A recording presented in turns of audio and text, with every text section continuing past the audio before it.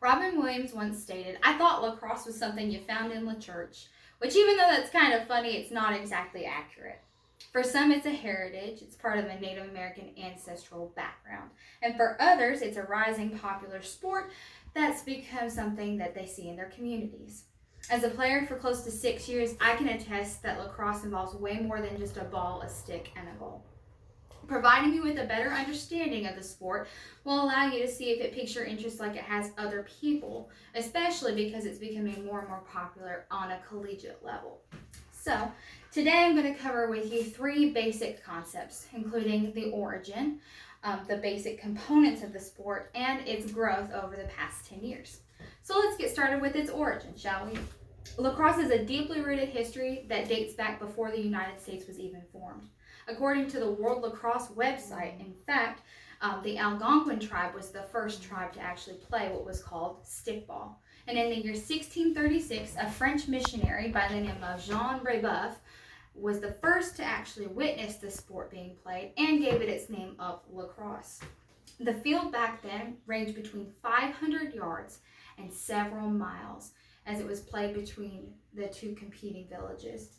And the amount of players ranged between 100 and 100,000 players per game.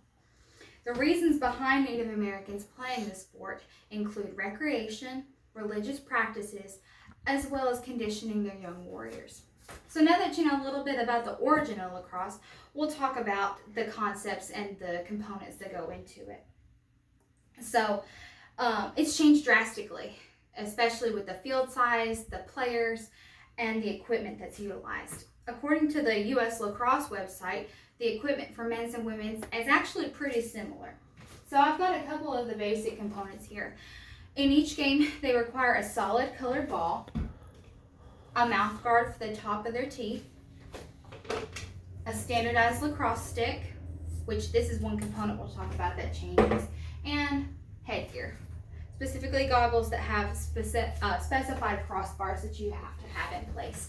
Now for men's lacrosse, it's a little bit different.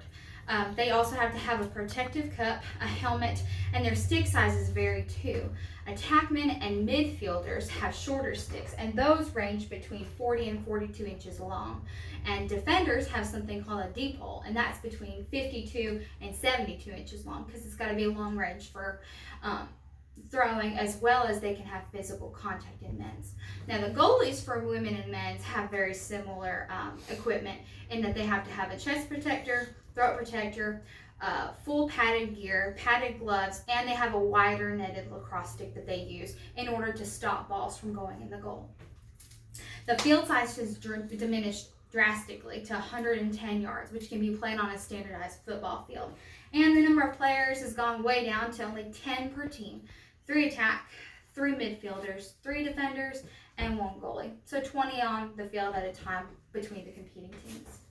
That being said, covering those basic components, we're going to go into why it's important, the growth over the past decade. It's continuously becoming a sport that is taking the world by storm. Inside Lacrosse magazine interviewed a coach by the name of Brian Coughlin, and he actually stated that lacrosse is one of the fastest growing sports within the United States on a collegiate level within the past 15 years. And that's backed up with an NCAA statistic, which shows that 97% of college teams is the increase from 265 all the way to 505 teams on a college level. The interest has been seen in every single state, including the cold one of Alaska. There's a man there by the name of Gabe Lipchick. He is the director for lacrosse in Anchorage, Alaska, and he claims that his mission is to put as many sticks in the hands of Alaskans as possible. And his efforts have proven to be great. In fact, his dedication has been such a success that it's grown 50% every single year since the program started. So considering this information, you can kind of see how lacrosse has become more and more of a big deal. Starting from the Native American origin, okay, our ancestors, especially you and me, it's continued to grow from just being training and conditioning young tribe members and religious practices into something greater. and it's grown more simple and complex, especially when it comes to the equipment being advanced, the field shortening, and the players being both men and women. And lastly, the progression, due to the fact that coaches are so very dedicated to the sport, is also something that's been a prominent factor in its growth. So lacrosse seems to go beyond the church as it's progressing, and it is seen to be continuing to grow in the land of opportunity. Thank you.